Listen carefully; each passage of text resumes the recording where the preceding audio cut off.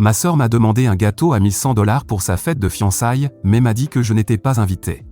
Avant de partir, j'ai porté un toast en son honneur. Pour vous donner du contexte, j'ai 26 ans et je gère ma propre boulangerie depuis quelques années maintenant, et je dirais que nous avons plutôt bien réussi. Mon entreprise est bien connue dans la région où je vis. Nous avons même envisagé de nous développer depuis un certain temps.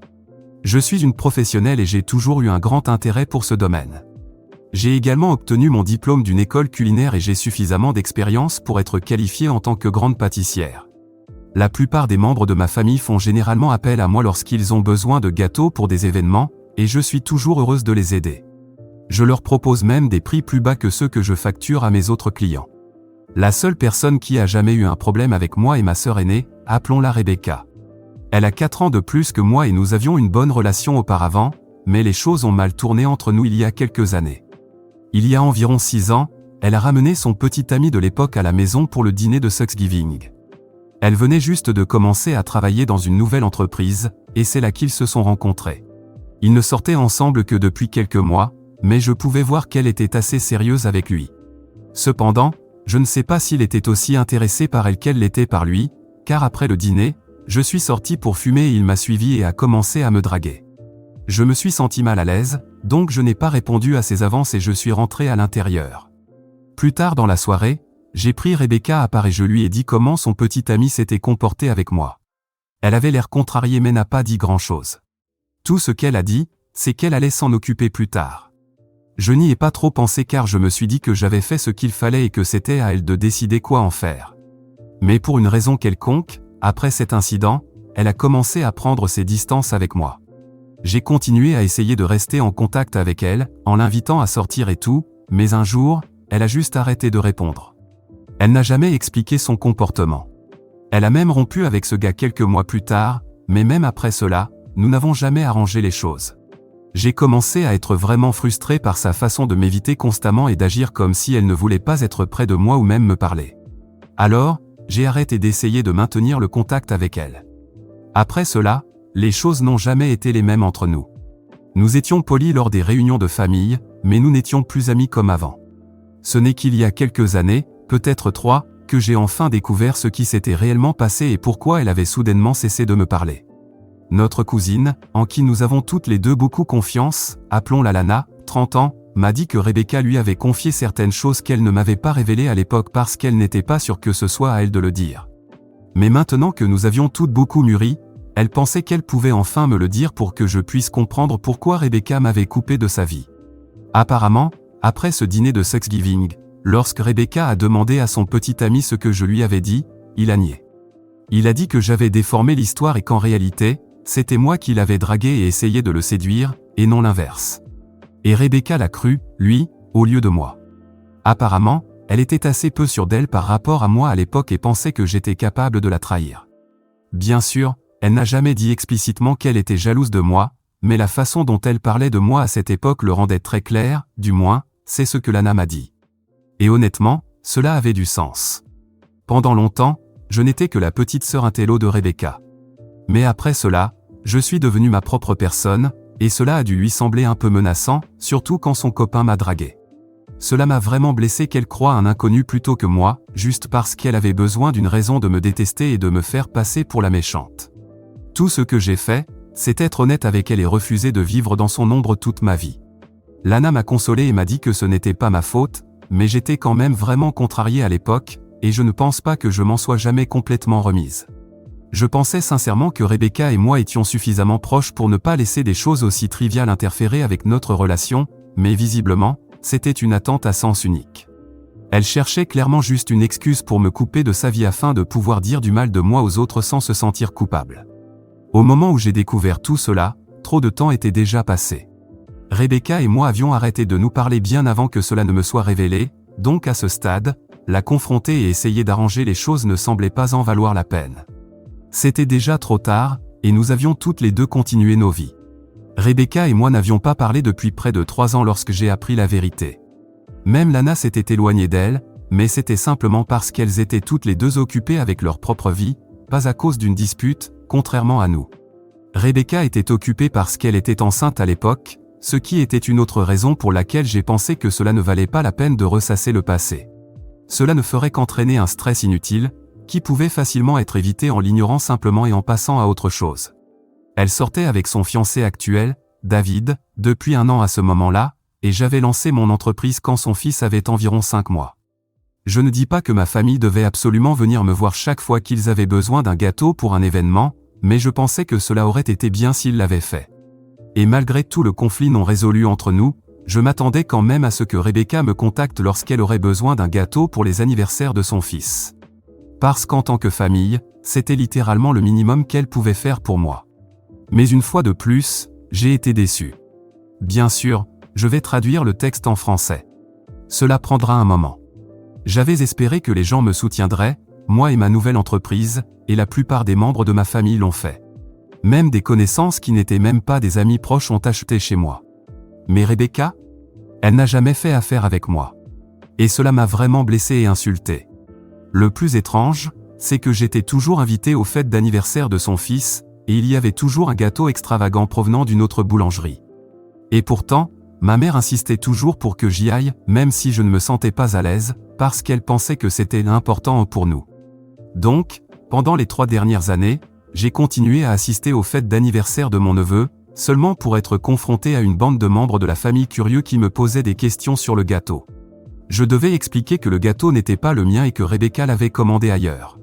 Et elle adorait entendre ça. Elle arborait toujours un sourire satisfait en écoutant tout cela.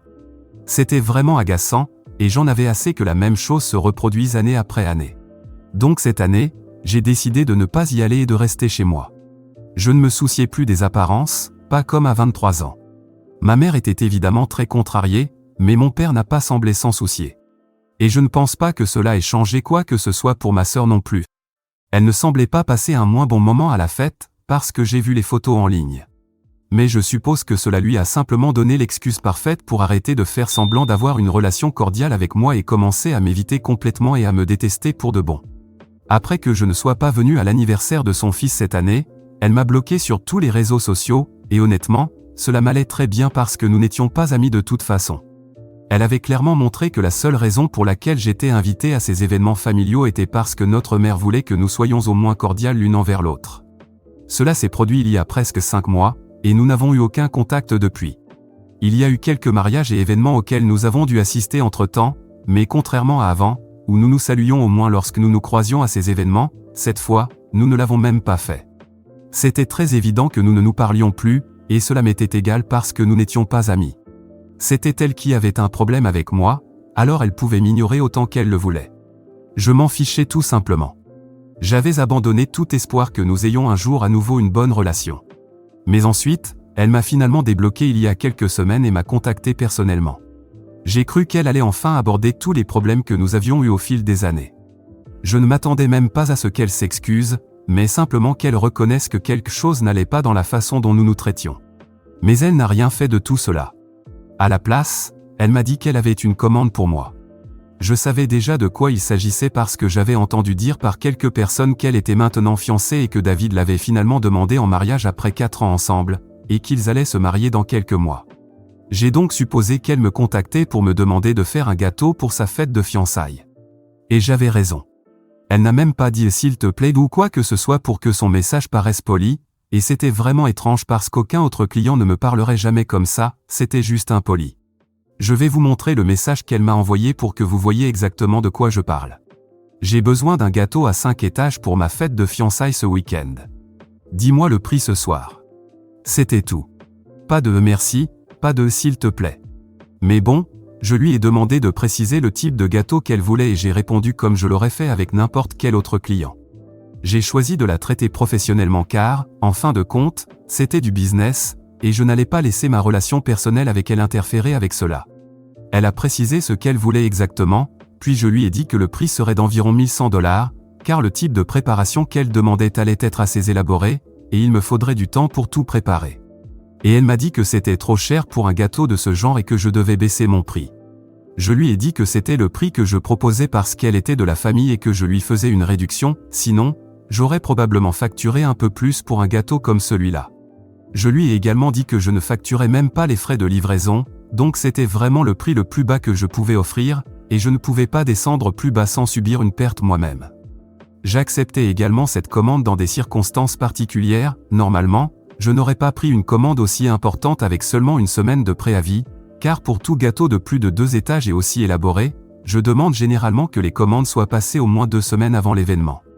J'étais donc déjà en train de faire beaucoup d'efforts pour elle et de sortir de ma zone de confort, c'est pourquoi je n'étais pas disposé à baisser davantage le prix. Je lui ai expliqué tout cela, et elle n'avait pas l'air contente, mais elle n'a pas non plus annulé la commande. J'ai donc procédé à tout, et il y a 2 jours, je suis finalement allé livrer le gâteau sur le lieu de l'événement. Mon assistante et moi avons livré le gâteau environ une demi-heure avant l'arrivée des invités, et Rebecca semblait vraiment impressionnée par mon travail. Elle m'a même dit qu'elle était contente du résultat du gâteau et qu'elle était plutôt gentille avec moi, ce qui m'a fait plaisir. D'habitude, quand je termine une livraison et que je m'assure que tout est en place, je pars parce que mon travail est terminé. Mais je me suis dit que je pouvais rester parce que, littéralement, elle était ma sœur et nous étions de la famille, donc évidemment, je n'allais pas traiter cela comme une simple transaction professionnelle. En plus, nous nous étions plutôt bien entendus en discutant du gâteau et de tous les détails les jours précédant l'événement, et j'ai pensé que nous étions en bons termes pour une fois. Mais c'était une énorme erreur de ma part, car ce n'était clairement pas le cas, et j'ai fini par me sentir absolument humilié par la suite. Mon assistante est partie et est retournée à la boutique, alors je suis resté quelques minutes pendant que certaines personnes commençaient à arriver. Rebecca avait pris le gâteau et nous l'avions installé sur la table où elle voulait qu'il soit exposé, donc nous étions là à attendre. Et juste avant qu'elle parte accueillir ses invités, elle s'est retournée et m'a demandé pourquoi j'étais encore là, et j'étais vraiment confuse, donc je n'ai rien dit.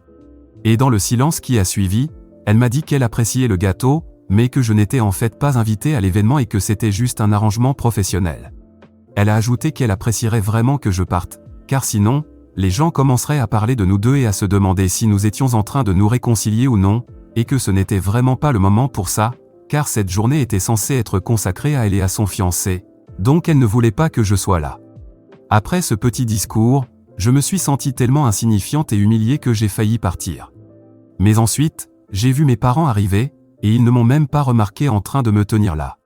Je ne leur en veux pas pour ça, mais je ne sais pas pourquoi ça m'a autant affecté, probablement parce que j'avais l'impression qu'on m'avait demandé de faire ce gâteau juste pour qu'elle puisse m'insulter, et voir mes parents m'a donné l'impression que c'était une tentative délibérée de sa part pour me rappeler qu'elle ne me considérait pas comme faisant partie de sa famille, alors que moi, je le faisais et que je lui avais même accordé une réduction et m'étais donné du mal pour lui.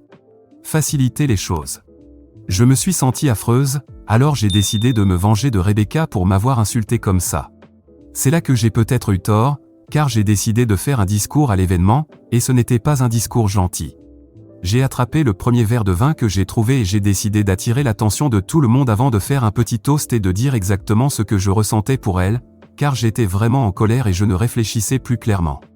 Alors j'ai toussé pour attirer l'attention et j'ai annoncé que j'avais quelque chose à dire, et là, tous les regards se sont tournés vers moi. La plupart des gens étaient surpris de me voir là parce que tout le monde savait quel genre de relation j'avais avec Rebecca.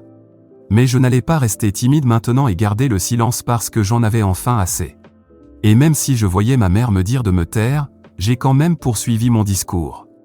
J'ai commencé par dire à tout le monde comment elle et moi étions vraiment proches avant, mais qu'un jour, elle avait décidé qu'elle allait être jalouse et insécure par rapport à moi et avait commencé à être odieuse avec moi, même si ce n'était pas de ma faute.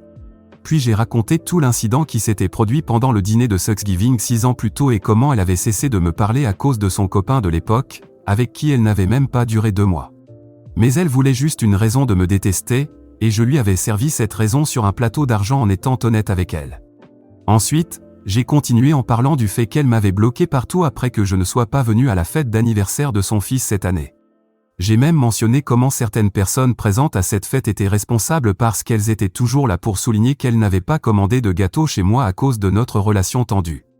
Au moins, ces personnes ont eu la décence d'avoir l'air embarrassées à ce moment-là. Mais ensuite, j'ai poursuivi en disant à tout le monde comment elle m'avait contacté quelques jours auparavant, et que je m'étais donné du mal pour tout faire pour elle. Malgré ça, elle m'avait dit que je n'étais pas invité à sa fête de fiançailles. Et le pire, c'est qu'elle ne m'avait même pas encore payé pour le gâteau, et j'étais d'accord avec ça. Puis je l'ai traité de plusieurs noms que je gardais en moi depuis des années, j'ai quitté la salle en furie et je suis retourné à ma boutique. J'étais furieuse de la tournure qu'avaient prise les choses ce jour-là et je ne voulais parler à personne, Alors j'ai éteint mon téléphone et essayé de me calmer parce que je détestais tout le monde à ce moment-là. Ce n'est que plus tard dans la nuit que j'ai enfin décidé de vérifier mon téléphone parce que je m'étais calmé et que je me sentais prête à parler aux gens. Je m'attendais à ce que mes parents me contactent pour des raisons évidentes, mais je ne pensais pas qu'ils prendraient vraiment le parti de Rebecca dans cette histoire. Peut-être ma mère, mais certainement pas mon père. J'ai été assez surprise d'apprendre que tous les deux pensaient que ce que j'avais fait était complètement non professionnel et inutile et que je devais m'excuser publiquement auprès d'elle parce que j'avais complètement gâché sa fête. Ils ont dit que c'était vraiment injuste de déballer notre linge sale comme ça devant tout le monde parce qu'il n'y avait pas que la famille, mais aussi certains de ses amis et collègues qui étaient présents. Honnêtement, je pensais qu'ils étaient tous les deux complètement irrationnels, alors j'ai décidé de les appeler pour en parler. Je suppose que j'étais encore assez contrarié par tout ce qui s'était passé ce jour-là, alors dès qu'ils ont décroché l'appel, j'ai commencé à leur crier dessus et je leur ai dit qu'il était hors de question que je m'excuse auprès de Rebecca parce que ce qu'elle avait fait était humiliant et qu'elle n'avait aucun droit de me traiter ainsi. Ils m'ont dit qu'ils comprenaient ce que je ressentais et qu'ils savaient que je m'étais senti humilié, mais que cela ne justifiait toujours pas ce que j'avais fait parce que, oui, la façon dont elle m'avait insulté était mal, mais au moins, ce n'était pas aussi public. Et ce que j'avais fait était très public et nous avait tous fait passer pour des idiots. Mon père m'a dit que j'aurais au moins dû attendre la fin de l'événement pour la confronter, et à ce moment-là, quoi que je dise, il m'aurait soutenu. Mais là, il ne pouvait pas soutenir ça et estimer qu'il était nécessaire que je présente des excuses publiques parce que ce que j'avais fait n'était tout simplement pas correct. Je n'étais pas d'accord avec ça, alors je me suis disputé avec mon père aussi, et maintenant plus personne dans la famille ne veut me parler. J'en suis arrivé à un point où je suis forcé de me demander si j'ai peut-être fait quelque chose de mal et si mes actions n'étaient pas justifiées. J'ai aussi réfléchi à cela d'un point de vue professionnel, et peut-être que c'était une mauvaise image pour moi parce qu'elle voulait clairement que cela reste une transaction purement professionnelle. Mais j'ai fait tout mon possible pour la traiter comme de la famille. J'ai l'impression d'avoir été manipulé, et même faire ce stupide discours ne m'a pas soulagé. Je pense que cela a juste empiré les choses avec mes parents parce que maintenant, ils ne veulent même plus me parler. Et à moins que je ne présente mes excuses à Rebecca, il semble que toute cette expérience ait été une perte totale pour moi, et je ne sais tout simplement pas comment gérer ça ou aller de l'avant maintenant. Parce que même si ça ne me dérangerait pas de ne plus jamais parler à Rebecca, je ne veux pas que les choses restent ainsi avec mes parents parce que je les aime vraiment et je veux absolument rester en contact avec eux. Alors, pensez-vous que je devrais m'excuser auprès de Rebecca et simplement mettre fin à tout ça ? Est-ce que je suis la méchante d'avoir gâché la fête de fiançailles de ma sœur après qu'elle m'ait demandé de faire un gâteau coûteux mais m'ait ensuite dit que je n'étais même pas invité ? Mise à jour 1. Il y a quelques jours, j'ai décidé que j'allais m'excuser auprès de Rebecca parce que je voulais simplement que tout cela se termine. Honnêtement, je me fiche même de savoir si elle mérite ses excuses ou non, mais je voulais juste que ce soit fini et être en bons termes, au moins avec mes parents. Donc, j'ai pris ma décision et j'allais m'excuser auprès d'elle. Cela faisait 5 jours que tout s'était passé à la fête et que mes parents ne m'avaient pas parlé pendant ces 5 jours. Mais le jour où j'allais m'excuser, mon père m'a contacté et m'a dit qu'il regrettait la façon dont il avait réagi ce jour-là. Il s'est excusé pour la façon dont ma mère et lui m'avaient parlé après la fête, car il n'avait même pas pris en compte ce que je devais ressentir. Il n'arrêtait pas de parler du fait que j'avais gâché la fête et que mon comportement avait laissé une mauvaise impression sur les invités. Mais ensuite, ils y ont vraiment réfléchi et ont réalisé que je n'étais pas du genre à perdre mes moyens pour n'importe quoi. Il avait dû se passer beaucoup de choses pour que je ressente ça et que j'agisse de cette façon. Ils ne disaient pas que mon comportement était soudainement acceptable, mais ils regrettaient d'avoir invalidé mes sentiments simplement parce qu'ils pensaient qu'il était plus important d'être perçu comme une famille heureuse et soudée plutôt que d'essayer réellement d'en être une. Alors maintenant, ils voulaient me parler et vraiment comprendre comment je m'étais senti et pourquoi j'avais agi comme je l'avais fait ce jour-là. Aucun de nous n'avait vraiment écouté les autres, ce qui expliquait pourquoi il y avait eu autant de malentendus et que nous avions fini par ne plus nous parler pendant 5 jours. Ils m'ont dit qu'ils avaient déjà parlé à Rebecca et qu'elle me paierait dans quelques jours. Ils avaient entendu sa version de l'histoire, mais maintenant, ils voulaient entendre la mienne. Je leur ai donc dit que je m'étais tout simplement senti très mal parce que je l'avais traitée comme de la famille. J'avais fait tant d'exceptions pour elle, et elle le savait. Mais même cela n'avait pas suffi pour qu'elle me traite avec un minimum de respect. Je me suis senti utilisé et trahi lorsqu'elle m'a dit que je n'étais même pas invité et qu'elle voulait que je parte, et c'est pourquoi j'ai réagi si violemment. Je regrette mon explosion de colère, mais c'était quelque chose qui couvait depuis longtemps, et je ne pense pas lui devoir des excuses. Mes parents m'ont dit qu'ils pouvaient comprendre ce que je ressentais, et bien que ce ne soit pas à eux de me pardonner, ce n'était pas non plus à eux de me le reprocher. parce que c'était entre Rebecca et moi, et il pensait que nous pourrions arranger les choses entre nous si nous le voulions, mais il ne voulait plus être impliqué dans cette histoire. Et honnêtement, je respecte cela. Donc au moins maintenant, les choses sont claires entre mes parents et moi. Quant à Rebecca, je ne sais vraiment pas ce qui va se passer, mais j'espère juste qu'elle me paiera l'argent qu'elle me doit. Mise à jour 2. Cela fait 1 semaine et demie depuis sa fête de fiançailles, et aujourd'hui, j'ai enfin été payé. Cependant, je n'ai reçu que 900 $, et elle m'a dit qu'elle avait déduit ce qu'elle jugeait nécessaire en raison de mon comportement à la fête. Je pense que je méritais de recevoir la somme complète après tout ce que j'ai fait, voire plus, puisque je ne lui aurais pas accordé de réduction familiale. Mais je n'avais pas non plus envie de me disputer avec elle pour 200 $. Je ne veux plus jamais lui parler ni avoir la moindre interaction avec elle parce que je suis simplement fatigué et que je veux tourner la page le plus vite possible. Il y aura d'autres clients à l'avenir, et je pourrai toujours récupérer cet argent plus tard. Mais je ne pourrai pas récupérer ma santé mentale ni le temps que je perdrai à essayer de lui parler et de la faire raisonner. Donc je pense que c'est mieux pour tout le monde que nous ne nous impliquions plus dans la vie de l'autre. Mes parents et moi sommes revenus à la normale, et c'est comme si ce petit incident n'avait jamais eu lieu. Donc, c'est super. Mise à jour 3. Eh bien, Rebecca s'est mariée il y a quelques jours, et évidemment, je n'étais pas invité.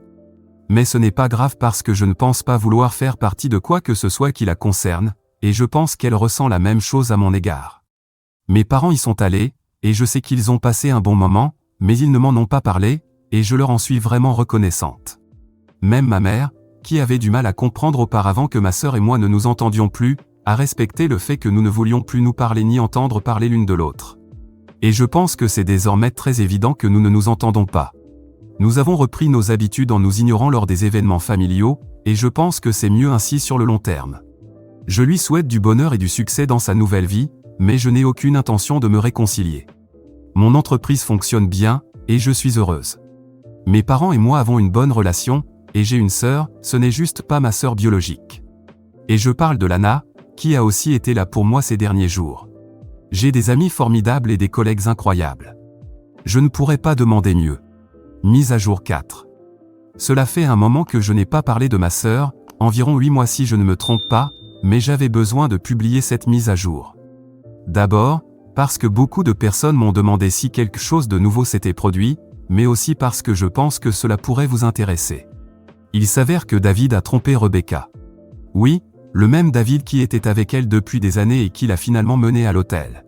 Je l'ai appris par Lana, qui avait pris ses distances avec Rebecca mais qui avait récemment recommencé à lui parler.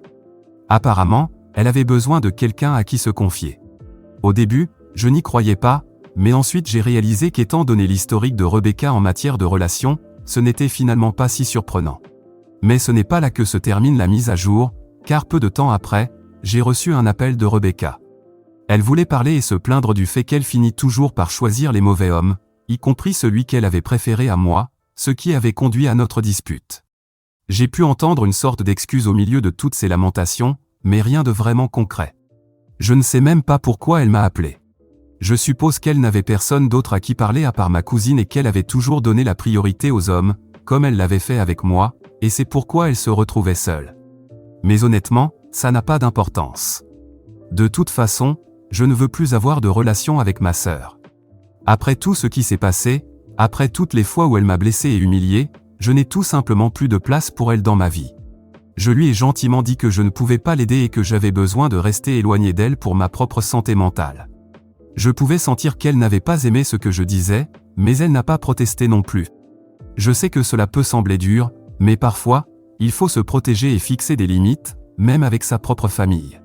J'ai été honnête avec elle tout ce temps, mais elle n'a jamais été capable de me croire sur ce qui s'était passé, donc maintenant, elle peut aller chercher une autre amie parce que je ne suis plus ni cela, ni une sœur pour elle.